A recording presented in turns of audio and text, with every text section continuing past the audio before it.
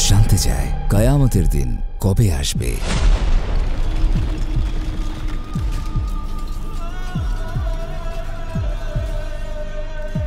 যখন চোখ ঝলসে যাবে, চাঁদের আলো নিভে যাবে এবং যখন চাঁদ এবং সূর্যকে একত্রিত করা হবে, সেই দিন মানুষ প্রশ্ন করবে, পালাবার কোনো পথ কি নেই? না, পালাবার কোনো পথ নেই, আশ্রয় নেবার কোনো জায়গা নেই। সেই দিন যাবার একমাত্র জায়গা হলো তোমার রবের দরবারে।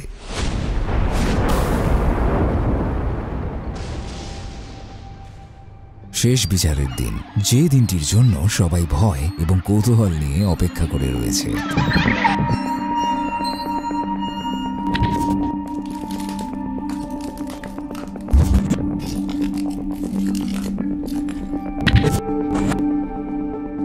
এই ভিডিওটির জন্য আমরা গভীরভাবে গবেষণা করেছি এবং প্রস্তুতি নিয়েছি।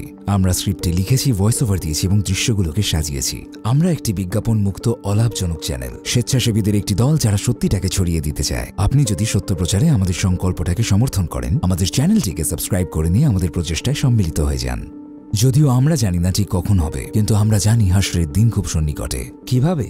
কারণ এই বিষয়ে প্রচুর হাদিস আল শরীফ রয়েছে। আমাদের রাসূল সাল্লাল্লাহু আলাইহি ওয়াসাল্লাম ব্যাখ্যা করেছেন যে কিয়ামতের দিনের ঠিক আগে বিশেষ কিছু ঘটনা ঘটবে। কি সেই বিশেষ ঘটনাগুলো? সেগুলো সম্পর্কে জানলে আপনি অবাক হয়ে যাবেন। চলুন সেই আলামতগুলোকে নিয়ে কথা বলা যাক, যেগুলো দেখে বোঝা যায় যে কিয়ামত খুব নিকটে।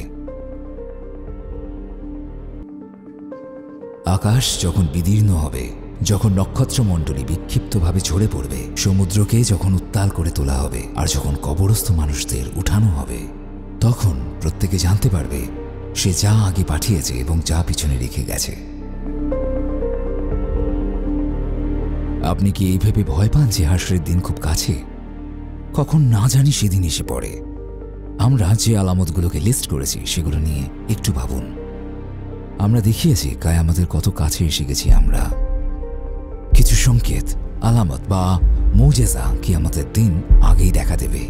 সেই আলামতগুলো হলো লোকেদের মাঝে ধর্মীয় অনুশাসনের সুস্পষ্ট লঙ্ঘন এবং সমাজের নৈতিক অবক্ষয়। এই আলামতগুলো দেখা দিতে থাকবে যতই আমরা হাসরের দিনের কাছাকাছি যাব, এবং লোকজন পছন্দ করুক কি না করুক, এসব ঘটবেই। সেগুলো হলো উল্লেখযোগ্য বা বড় আলামত।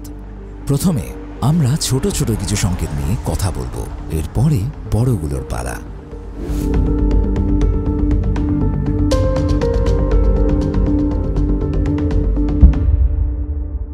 প্রথম ইঙ্গিতই হল, সত্যি বলতে, রাসূল সাল্লাল্লাহু আলাইহি ওয়াসাল্লামের জন্ম। আমাদের রাসূল সাল্লাল্লাহু আলাইহি ওয়াসাল্লাম এই পৃথিবীতে এসেছিলেন মানুষকে সতর্ক করতে এবং তাদের জান্নাতের সুসংবাদ দিতে। যেহেতু তিনি সর্বশেষ নবী, শেষ নবীর জন্মকে ছোট ছোট সংকেতগুলোর মধ্যে সবচেয়ে প্রধান সংকেত মনে করা হয়।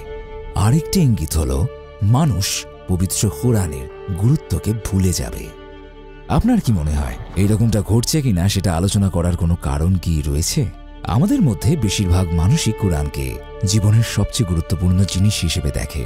আমাদের জীবনের সমস্ত প্রেক্ষাপটে মিশে থাকে, তাই নয় কি? আমরা যদি নিজেদের প্রশ্ন করি শেষ কবে কোরআন তেলাওয়াত করেছি, আমরা বুঝতে পারি এর গুরুত্ব আমরা ভুলে গেছি কিনা।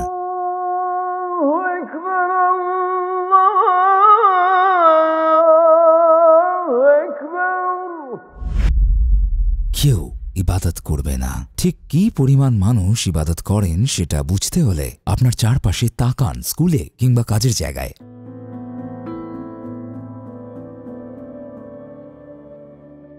যখন সময় ঘনিয়ে আসবে, ইবাদতকারী মানুষের সংখ্যা ক্রমশ কমতে থাকবে। হাসরের দিন যে খুব কাছেই, তার আরেকটা খুব বড় ইঙ্গিত রয়েছে যে মসজিদগুলো খুব সুসজ্জিত হবে, কিন্তু ইবাদত করাটাকে ততটা গুরুত্ব দেওয়া হবে না। আল্লাহর ওপর বিশ্বাস স্থাপনকারীর সংখ্যা কমতে থাকবে এবং ঈমানের স্তম্ভগুলোর মান কমতে থাকবে। বিশ্বাস ভঙ্গ করা হবে, সুদের কারবার ছড়িয়ে যাবে, ব্যবসায় সততা বলতে কিচ্ছু থাকবে না, রাষ্ট্রদ্রোহ বেড়ে যাবে, কুৎসা এবং মিথ্যাও।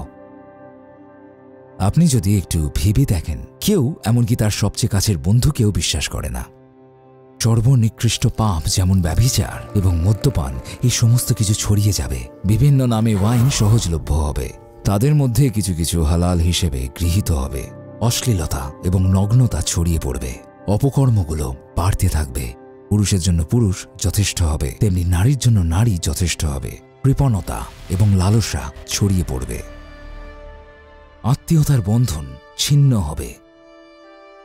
এই ইঙ্গিতের ভার আমরা সবচেয়ে বেশি ঈদের সময় উপলব্ধ করি, তাই না? আপনার কি মনে হয়?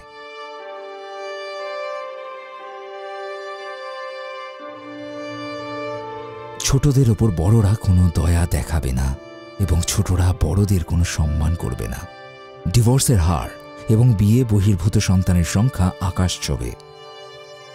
জিহাদ এবং দাওয়াতি কাজ বন্ধ হয়ে যাবে। শুধুমাত্র ধর্মবিহীন বিজ্ঞান শেখানো হবে। একটু ভেবে দেখুন, আমাদের ছোটবেলা থেকে আমরা ধর্মীয় শিক্ষার নামে কেবল কয়েকটি বিষয় মাত্র শিখছি। আমরা গ্রীষ্মের সময় মসজিদে গিয়েছি কোরআন তেলাওয়াত করা শিখতে, এবং সেইটুকুই আমাদের একমাত্র ধর্মীয় জ্ঞান। প্রাকৃতিক ভারসাম্য বিনষ্ট হবে। বন্যা,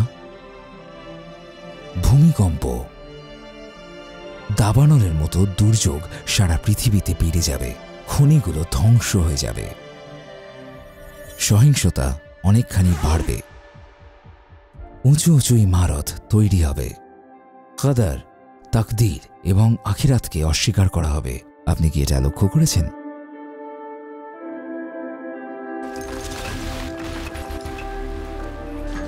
কিয়ামতের প্রায় সবগুলো লক্ষণেরই আভাস পাওয়া গেছে। যদি লক্ষণগুলো ঘটে থাকে, তার অর্থ হল কিয়ামত কাছে এসে গেছে। মানব সভ্যতা তার শেষ দিনগুলো পার করছে। এবার আসা যাক কিয়ামতের সবচেয়ে বড় আলামতগুলোতে।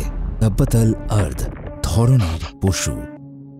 যখন ঘোষিত শাস্তি তাদের উপর এসে যাবে, তখন আমি মাটির গহ্বর হতে বের করব এক জীব যা তাদের সাথে কথা বলবে, এই জন্য যে মানুষ আমার নিদর্শনে অবিশ্বাসী। দাব্বাতাল আরদকে নিয়ে খুব বেশি তথ্য পাওয়া যায় না, কিন্তু পবিত্র কুরআনে বলা আছে যে এটি মাটি থেকে উঠে আসবে এবং বিশ্বাসীদেরকে অবিশ্বাসীদের থেকে আলাদা করবে। দাব্বাতাল আরদ এমন একটি পশু যা কিয়ামতের ঠিক আগের মুহূর্তে উঠে আসবে এবং একে সেই দিনের সবচেয়ে বড় লক্ষণগুলোর মধ্যে একটি বলে ধরা হয়। কিভাবে এই সব কিছু ঘটবে তার বিভিন্ন রকম ব্যাখ্যা রয়েছে। সবচেয়ে গুরুত্বপূর্ণ ব্যাপার হলো এটি প্রধান লক্ষণগুলোর মধ্যে একটি, এবং খুশির কথা হচ্ছে আল্লাহ তাআলার হুকুমে বিশ্বাসীরাই চরম বিপদ থেকে রক্ষা পাবে। ইয়াজুজ এবং মাজুজ। ইয়াজুজ এবং মাজুজের জাতি মানব সভ্যতার ওপর বড় ধরনের আঘাত আনবে, এবং তাদের অপকর্মগুলোও কিয়ামতের বড় নিদর্শনগুলোর মধ্যে একটি। তারা বলল, হে যুলকারনাইন, ইয়াজুজ ও মাজুজ পৃথিবীতে অশান্তি সৃষ্টি করছে। আমরা কি তোমাকে রাজস্ব দিব এই শর্তে যে তুমি আমাদের ও তাদের মধ্যে একটি প্রাচীর গড়ে দিবে। আমাদের পবিত্র গ্রন্থ আল কুরআনের বর্ণনা অনুযায়ী যুলকারনাইন নির্মিত সেই সুবিশাল প্রাচীরের ফলে ইয়াজুজ এবং মাজুজের ভয়ঙ্কর দল সাধারণ মানুষকে আক্রমণ করতে পারছে না। কিয়ামতের ঠিক আগে তারা বের হয়ে আসবে এবং মানব সভ্যতায় আঘাত আনবে।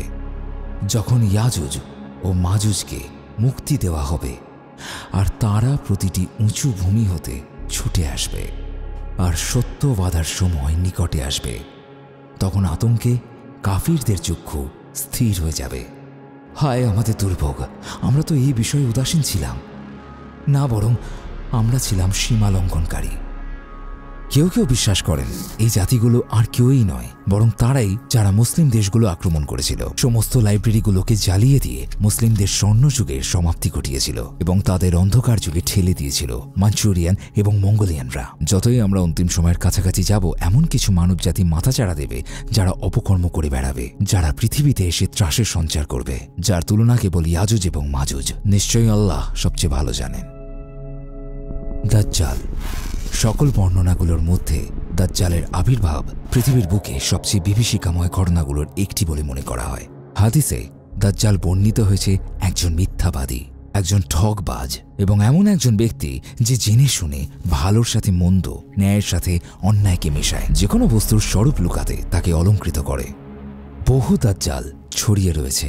প্রতিটি শতাব্দীর একটি নিজস্ব দাজ্জাল রয়েছে। হাদিস আল শরীফ আমাদের জানায় এই সংখ্যা প্রায় 30টি পর্যন্ত হতে পারে।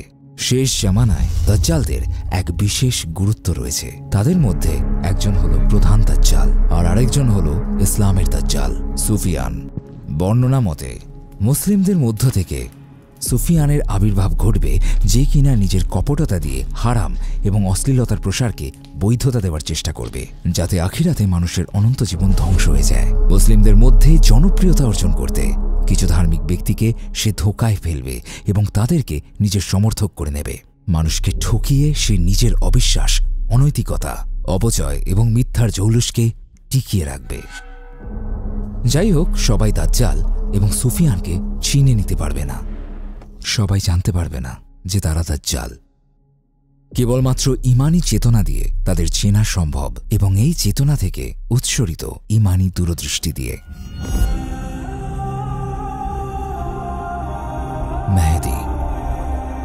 দাজ্জালের পর আহলে আল বাইতের বংশধরের মধ্য থেকে আবির্ভাব ঘটবে মেহেদীর। তিনি খুব দ্রুত ইসলাম ধর্মের প্রসার ঘটাবেন এবং পৃথিবীতে নিজের রাজত্ব কায়েম করবেন, এবং যা কিছু মন্দ তা নিশ্চিহ্ন হয়ে যাবে এবং ন্যায় সুপ্রতিষ্ঠিত হবে। মেহেদী বর্ণিত হয়েছেন একজন গৌরবান্বিত ব্যক্তিত্ব হিসেবে। কায়ামতের আগে তিনি আসবেন এবং আল্লাহর নির্দেশে তিনি সত্যের পথে চলবেন। তিনি মানুষকে সত্যের পথে নিয়ে যাবেন, বিশেষ করে মুসলমানদের।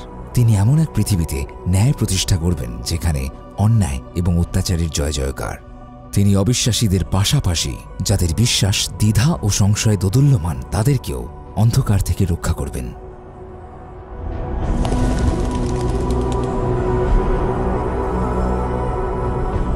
তাঁর আবির্ভাব কায়ামতেরই নিদর্শন। তিনি মুমিনদের বিশ্বাসকে মজবুত করবেন, দাজ্জালিয়াত এবং অবিশ্বাসের ধারাকে ধ্বংস করবেন। তিনি হবেন এক মহান ব্যক্তিত্ব। ঈসা আলাইহিস সালামের আকাশ থেকে অবতরণ। কায়ামতের আরেকটি বড় আলামত হল নবী ঈসার পৃথিবীতে অবতরণ, আর নিশ্চয় সে ঈসা হবে কায়ামতের এক সুনিশ্চিত আলামত। আমাদের অনেকেরই ঈসা আলাইহিস সালামের গল্পটি জানা আছে। তিনি 4 জন প্রধান নবীর মধ্যে অন্যতম। তিনি ছিলেন মারিয়াম আলাইহিস সালামের সন্তান, একজন পিতৃহীন, যেটি আল্লাহর ক্ষমতারই বহিঃপ্রকাশ। যখন তার বয়স 30 বছর, তখন তার ওপর নবুয়াতের দায়িত্ব অর্পিত হয়। 3 বছর পর আল্লাহর হুকুমে তিনি আসমানে আরোহণ করেন। যে ক্রুশবিদ্ধ হয়েছিল সে ছিল ইহুদিদেরই একজন, যার চেহারা দেখতে ঈসার মতনই। হাদিস তার উপর শান্তি বর্ষিত হোক আমাদের বলেন যে নবী ঈসা আলাইহিস সালাম কিয়ামতের আগে পৃথিবীতে আসবেন এবং ইসলামের অনুসরণ করবেন। মাহদের আবির্ভাবের পর ঈসা আলাইহিস সালাম আকাশ থেকে নেমে আসবেন একজন ন্যায়পরায়ণ বিচারক এবং শাসক হিসেবে। তিনি সমস্ত ক্রুশ ভেঙে ফেলবেন, শূকর হত্যা করবেন, কর উঠিয়ে দেবেন এবং সমৃদ্ধির যোগান দেবেন। তিনি মেহেদীর পেছনে কাজ করবেন এবং তার লক্ষ্যকে সমর্থন করবেন। একটি বর্ণনা মতে আল্লাহ তাআলা ইয়াজুজ এবং মাজুজের কমকে ধ্বংস করবেন, যারা পৃথিবীতে পাপের প্রসার ঘটাবে। এটা ঘটবে ঈসা আলাইহিস সালামের দোয়ার প্রেক্ষিতে। অন্য আরেকটি বর্ণনা মতে তিনি মেহেদীদের সাথে একত্রিত হয়ে দাজ্জালকে ধ্বংস করবেন। দোহান কায়ামতের দিনের অন্যতম একটি আলামত। দোহান বলতে সত্যিকারের অর্থ বোঝায় ধোঁয়া। পবিত্র কুরআনে এই নামে একটি সূরাও রয়েছে। যখন সময় ঘনিয়ে আসবে, আকাশ থেকে একটি ধোঁয়ার মেঘ নেমে আসবে। এটি পুরো পৃথিবীকে ঢেকে দেবে এবং টানা 40 দিন পর্যন্ত এমনই থাকবে।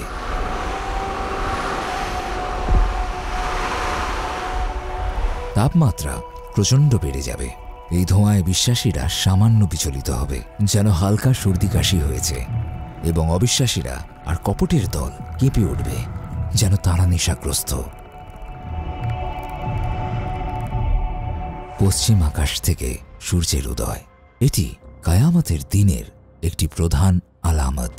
একটু ভেবে দেখুন, গ্রহ নক্ষত্র তারা নিজেদের জটিল এবং সূক্ষ্ম কক্ষপথকে অনুসরণ করে চলেছে।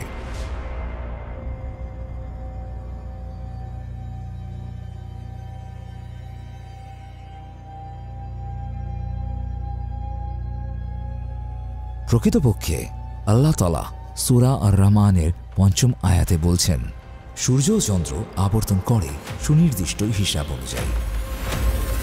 এই শৃঙ্খলা ব্যাহত হলে সেটা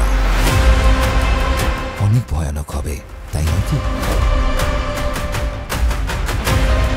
এই মহাবিশ্বের সৃষ্টিকর্তা এবং অধিকারী আল্লাহ সুবহানাহু ওয়া তাআলা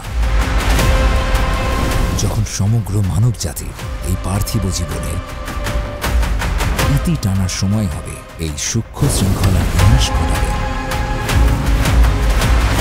যা তিনি স্বেচ্ছায় সৃষ্টি করেছেন এবং প্রতিষ্ঠা করেছেন। এই সময় সূর্য পশ্চিম দিক থেকে উদিত হবে। যে সকল মানুষ তা দেখবে তারা নিশ্চিত জানবে যে কায়ামত ঘনিয়ে এসেছে। যেহেতু অনুতাপ এবং পরীক্ষার দরজা বন্ধ হয়ে গিয়েছে, এই উপলব্ধি তাদের আর কোনো কাজেই আসবে না। সেই সুযোগ শেষ হয়ে যাওয়ায় অনেক দেরি হয়ে যাবে, অনুতাপ কোনো কাজে আসবে না।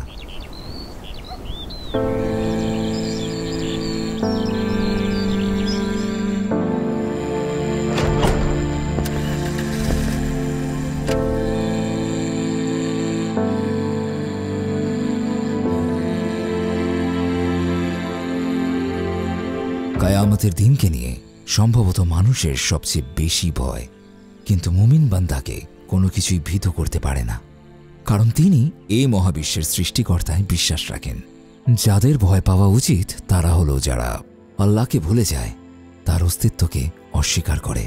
একটা জিনিস আমরা সবাই ভুলতে বসেছি, আমাদের প্রত্যেকের জীবনে মৃত্যুই কিন্তু তার জন্য কায়ামতের দিন।